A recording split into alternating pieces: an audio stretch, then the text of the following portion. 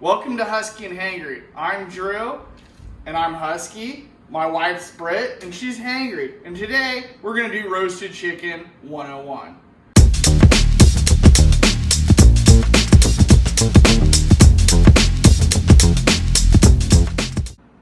So we're starting out with a whole chicken, or what should have been a whole chicken. I had a little miscommunication. At Whole Foods, my whole chicken actually became a whole chicken cut into pieces. But that's okay, that's what cooking's all about. It's not gonna change your technique, not really gonna change your recipe whatsoever. Might adjust the cooking time a little bit, but we'll be okay.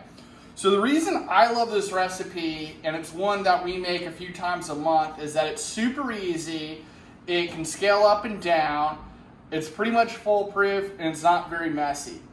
On top of that, you can take this in about 1,000 different flavor directions. So we're gonna use what I call my chicken blend. We'll post the recipe for what's in that spice rub, but you could do Ethiopian Berber spice with mint yogurt. You could do a Portuguese West African version that's piri chicken, very spicy with a buttermilk dip, or as we like to call it, ranch.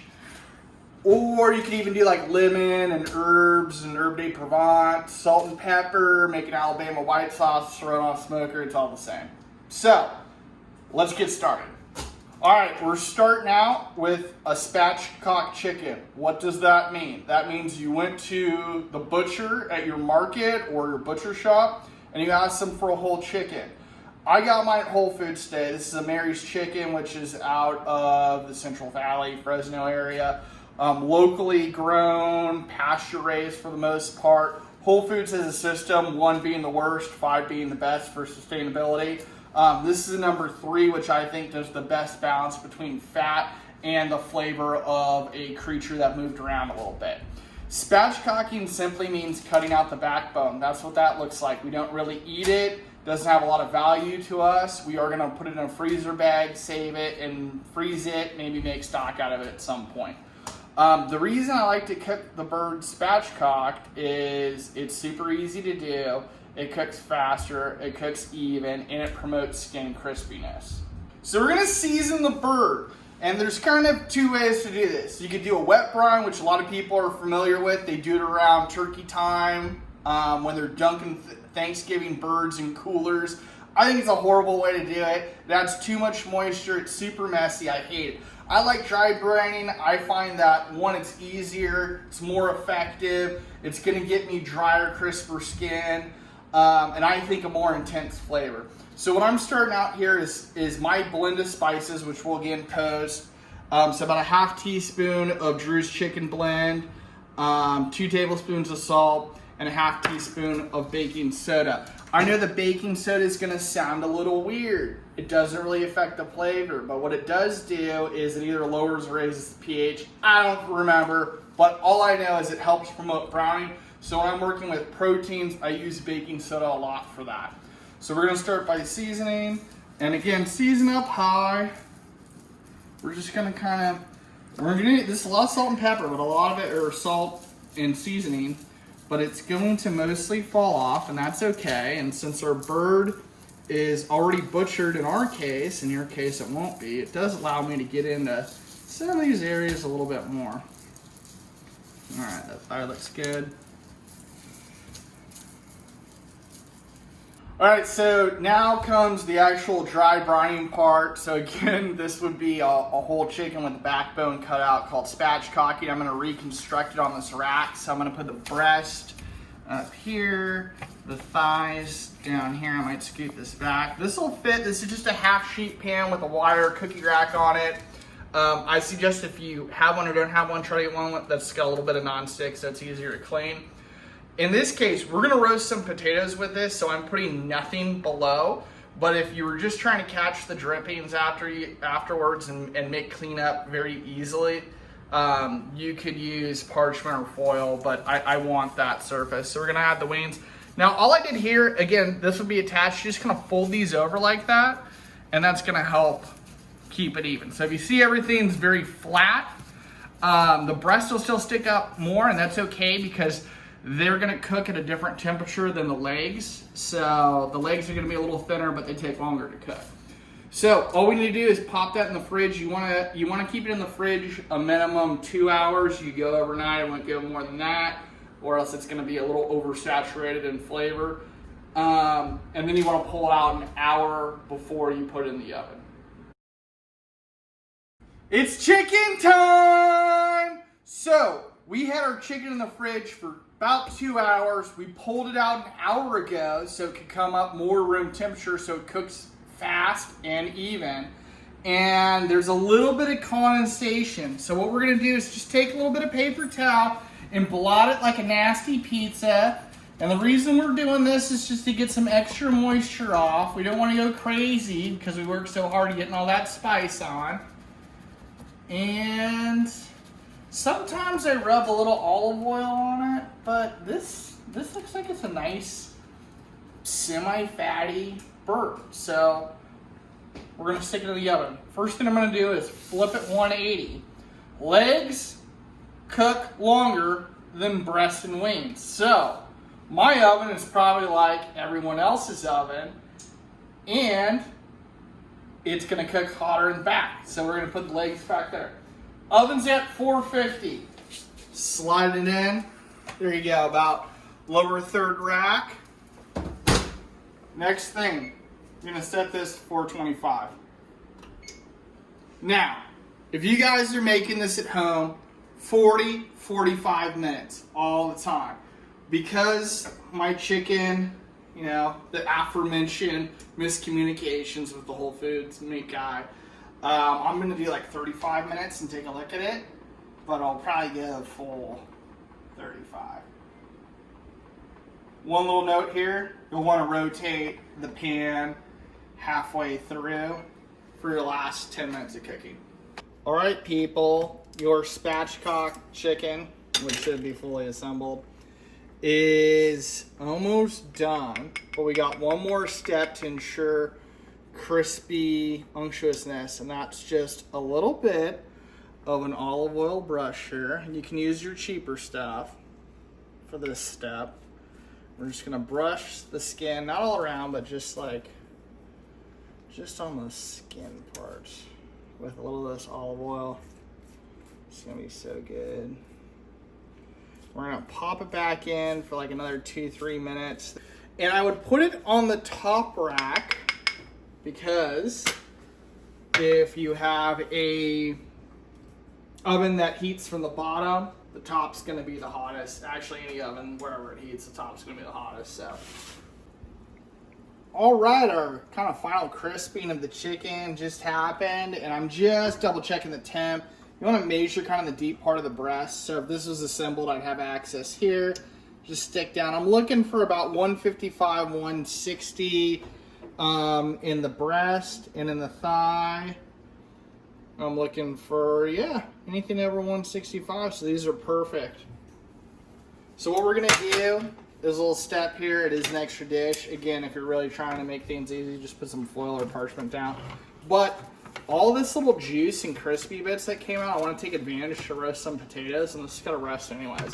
So I'm just going to transfer racks like that, and I just kind of want to scrape this up. Not that I want to get rid of it at all, but it's mostly chicken fat and some brown yummy bits and chicken juice. So I just kind of want to break it up and distribute it.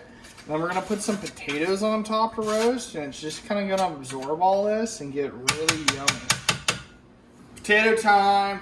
We've got some locally grown in the Capay Valley, which when not on fire is one of the best agricultural places in the United States. These are a honey crisp or honey gold potatoes. We're gonna cut them in half. So there's two ways I could cut this way. A very thick wedge, but I want them kind of thin and crispy. So I'm gonna cut them that way. We should really invest in some olive oil stocks because we go through one of these once a month. I'm just gonna add a little bit of olive oil. I don't need a lot because we're already dumping this on a fatty chicken pan, but I do need salt and pepper. Hi, Skylar. Skylar loves to hang out at the edge of the kitchen and wait for food. She's a smart dog. She's a greedy girl. All right, lots of black pepper. So I like it. All right, perfect. I'm gonna come in here with the kosher salt. This is one of those things that we're gonna season twice. So we're gonna season it with kosher salt before we cook it. And I got a 3-finger pinch of kosher salt. I might just do a little bit more. 3-finger pinch for you is like a full 5-finger pinch for me. A fist. Yeah, you're gonna fist it for most people. So we got salt, pepper, olive oil. That's all we really need. I'm just gonna mix it up briefly, like so. There you go. Now I'm gonna put this on our chicken pan. So I'm gonna dump that there. I'm gonna reserve the bowl because we're gonna second season these, like I was talking about just a few seconds ago. So when they come out, we're gonna scrape them into the bowl and give them a little flaky sea salt, maybe some more pepper and some fresh thyme. Okay, but you're flipping them all so they're cut side down. That is a key. So you dump them in here and you flip them cut side down because this side's gonna get super crispy. No, I forgot to crank the oven up. We're gonna crank the oven to 450, by the way. And you want these spaced out, right? We want a nice single layer. This is like roasting veg 101. Yeah. So like sometimes when people, I mean, I know a lot of people have asked me about how I get things so crispy, and a lot of it has to do with not overcrowding your cooking sheet. So exactly. You definitely want like a ton of space in between things or else it won't get you don't want to stack. Like this is never going to get crispy right here. Yeah, that one. This will get crispy, and you'll see when they come out. So our potatoes are done. If I flip one over, you can tell. Here's some more. We got some nice crispiness going on, and we're just gonna kind of get under these guys to loosen them up. Oh, look at those brown bits. I know, all the good brown bits. These are super good. We're just gonna herb them up so they got a little bit more flavor going on. It's like chicken fat fries. Exactly. And it's kind of what you do when you roast. Is like roasting's not $3.50. It's not $3.75. Roasting is $4.25 or above. Everything else is just kind of baking or braising. And what that means is when we add fat to something and we put it at high of a temperature, we're really kind of shallow frying it without making a mess. So since we got them all loose, we're just going to dump them in this bowl of thyme. My gosh. Small little pinch of flaky sea salt. We were talking about the second seasoning. This is important. You would do this if you were frying French fries. And then I like a little bit more pepper. Why not? This is the chicken plate. We use it whenever we have chicken. This is made by a local artist in the Sierra Foothills. I don't remember her handle, but Brett can tell you. Wendy. Here we go. We're gonna carve this chicken. And it's pretty easy because my bird's already broken down because of a communication error on my part. But if that wasn't the case, he'd put it on a cutting board and he'd start with the thigh. And the cool thing about cooking chicken this way is if he picked up the thigh, it would kind of rip off itself naturally. But you would just kind of ease your knife through and there's a natural line that it falls. But I'm basically gonna just go like that. See, there's kind of like a natural line. So we got our thigh. And I want to work kind of quick here because I want to preserve that crispiness we worked so hard for on the skin. So I'm just going to do nice, big, like 1/2 inch long. Sounded like there was a bone in there. Yeah, it sounded like it must have bone. Probably a little bit of the wishbone. Oh, yeah, there we go. I think it's just really crispy skin. We'll find out. All right. Oh, oops, that fish fell in my mouth. Just fell in your mouth. Mm-hmm. Yeah. So moist. So moist. I thought you hated that word. I think most people hate the word moist. It is pretty disgusting. I think in certain applications you should be able to use the word moist. So, final thoughts? I'd It's like riding a bike. We haven't made a roasted chicken in probably like 2 months, but this turned out pretty much perfect. So thanks for your help. It's really good. Real quick, a little I have potato. food in my mouth.